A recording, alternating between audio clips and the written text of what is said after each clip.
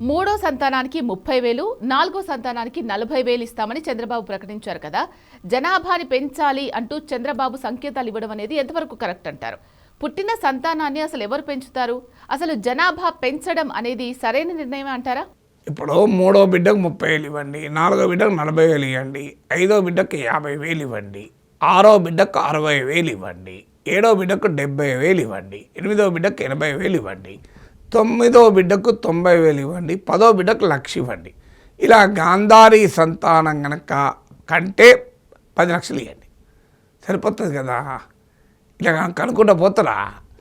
So Chandrababu Naidu చెప్పే demographic science correct, కానీ practice is wrong.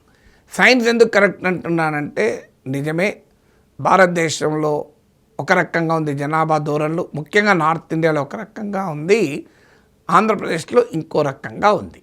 ఆంధ్రప్రదేశ్కి వచ్చేవరకు ఏమవుతుంది అంటే, మీకు జనాభా fertility rate, total fertility rate TFR అంటే సంతాన సాఫల్య రేటు రిప్లేస్మెంట్ లెవెల్ కన్నా తక్కువ ఉంది. అంటే అర్థం ఏంటి? పుట్టేవారు కన్నా చనిపోయేవారు ఎక్కువ ఉంటే ఏమవుతుందంటే జనాభా తగ్గిపోతూ ఉంటుంది. ఈ డెమోగ్రఫిక్ ట్రాన్సిషన్ ఒక ప్రమాదకరమైన సమస్యకు దారితీస్తుంది. అంటే వర్కింగ్ ఏజ్ వాళ్ళు తగ్గిపోతుంటారు, డిపెండెంట్ పాపులేషన్ పెరుగుతుంది, దానివల్ల ప్రొడక్టివిటీ దెబ్బతిని ఎకానమీ దెబ్బతింటుంది. ఇక్కడ వరకు చంద్రబాబు చెప్పిన డెమోగ్రఫిక్ సైన్స్ కరెక్ట్, కానీ దానికి పరిష్కారం ఫస్టే పిల్లలు కనడం అంటే అది రాంగ్. ఎందుకు రాంగ్ అంటే, పిల్లలు కంటే సరిపోదు కదా, వాళ్ళకు మంచి చదువు ఇవ్వగలగాలి, మంచి నైపుణ్యం ఇవ్వగలగాలి, వాళ్ళకు మంచి జీవితం ఇవ్వగలగాలి, వారికి ఒక దుర్భరమైన సామాజిక స్థితిగతులు ఉండకూడదు, ఆ కుటుంబాలకు ఆదాయం ఉండాలి. కానీ అవన్నీ ఏవీ లేకుండా అసలు 20,000, 10,000 ఆదాయం వచ్చే వారికి 4 బిడ్డలు కన్నారనుకోండి, నువ్వు ఇచ్చే 40,000తో జీవితం అంతా వాళ్ళని పోషించగలరా? ఒకసారి ఆలోచించండి. ఇప్పుడు నాలాగా ప్రొఫెసర్గా పనిచేసిన వారికి 2 లక్షల పైన శాలరీ ఉంటుంది కనుక నేను 4 బిడ్డల్ని పోషించగలను. కానీ నేను కూడా ఏం ఆలోచించాను, నాకు 2 సంతానం, నేను వారికి అత్యున్నతమైన చదువు ఇవ్వగలగాలి, నేను అత్యున్నతమైన ఆరోగ్యం ఇవ్వగలగాలి, అత్యున్నతమైన నైపుణ్యం ఇవ్వగలగాలి, వారిని వాళ్ళ తన కాళ్ళపైన తాను నిలబడే ప్రయోజకులను చేయాలి.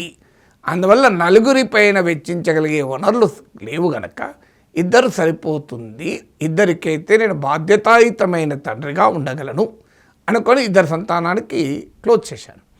కానీ నాలాంటి 2 లక్షల పైన శాలరీ ఉన్న ప్రొఫెసరే ఎట్లా ఆలోచిస్తే, 20,000 ఉన్న వ్యక్తి ఒక్క రూమ్ ఇన్లో 2 రూముల ఇళ్లలో జీవించేవారు 4 బిడ్డల్ని కంటే ఆఖరికి ఆ బిడ్డలను నిద్ర పుచ్చడానికి కూడా ప్లేస్ లేక వారికి చదివేలా చెప్పాలి, వారికి అన్నం ఎవరు పెట్టాలి, వాళ్ళ నైపుణ్యం ఎలా అంటే 4 కానీ రోడ్డు మీద వదిలేద్దామా, సమాజం మీద వదిలేస్తారా?